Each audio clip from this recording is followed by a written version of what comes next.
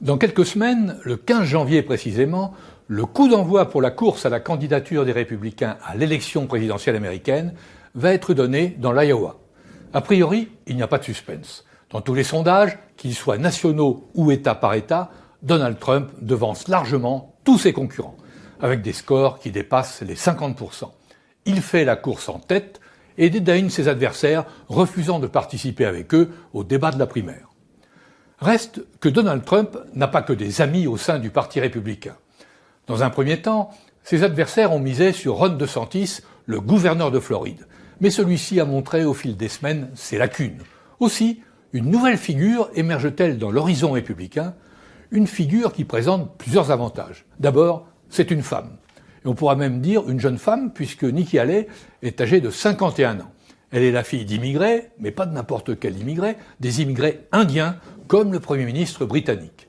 Elle a une expérience politique et internationale, puisqu'elle fut gouverneure de la Caroline du Sud et que Donald Trump l'avait nommée ambassadeur des États-Unis à l'ONU. C'est une conservatrice bon teint qui sait être pragmatique, notamment sur le sujet sensible de l'avortement. Ce n'est pas une fanatique de la transition écologique. En matière de politique extérieure, elle est beaucoup plus interventionniste que Donald Trump et peut être classée dans le camp des faucons. Bref, cet outsider, soutenu par une partie de l'establishment républicain, a connu une remontée spectaculaire dans les sondages ces dernières semaines. L'enjeu dans l'Iowa n'est pas de battre Trump, ce qui est impossible, mais d'arriver seconde en battant DeSantis. C'est possible, d'autant qu'elle vient de recevoir un appui de taille, celui des frères Koch, les milliardaires bien connus. Les frères Koch sont des libertariens, des ultra-conservateurs, et ils considèrent Donald Trump comme un parvenu et un interventionniste. En apportant leur soutien financier à Nikki Haley, ils espèrent que l'ancienne gouverneure de Caroline du Sud s'affirmera au fil des primaires comme l'alternative à Donald Trump.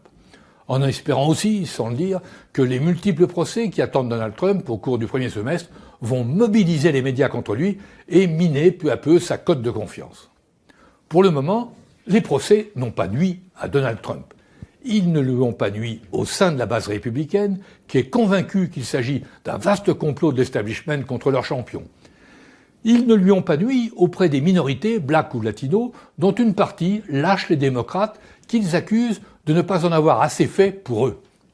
Dans les sondages, cette fois pour la présidentielle de novembre prochain, Donald Trump devance légèrement Joe Biden. Avec cette fois une inconnue de taille sur le rôle et le poids de Robert Kennedy Jr. Celui-ci se présente comme indépendant et il pourrait faire jusqu'à 10%, et ses voix, il les enlève plutôt aux démocrates. Et surtout, il les enlève dans des États, les fameux swing states, qui font la différence dans les présidentielles américaines.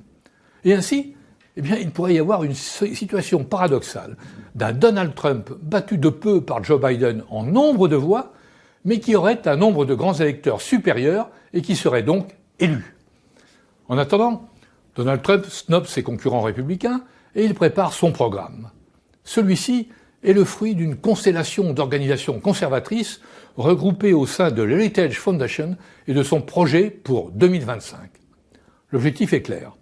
Il s'agit de détruire l'État profond. Cet État profond qui a mis des bâtons dans les roues pendant les 4 ans de mandat de Donald Trump. Il s'agit de préparer un gigantesque spoil system. Aux États-Unis, chaque nouveau président peut remplacer quelques milliers de fonctionnaires. Là, il s'agirait d'en faire partir quelques dizaines de milliers et surtout de les remplacer. Et c'est ce à quoi travaille Heritage Foundation qui prépare et forme actuellement quelques dizaines de milliers de remplaçants potentiels. Pour Donald Trump et ses soutiens, l'administration américaine est un repère de la gauche, des démocrates, pour ne pas dire des tenants du wokisme. Pour eux, seul un grand coup de balai permettra d'appliquer l'agenda conservateur. Alors bien sûr, si ce scénario s'applique, une partie de l'Amérique criera au coup d'État. Mais le parti pris, l'engagement politique à gauche de l'administration est un fait.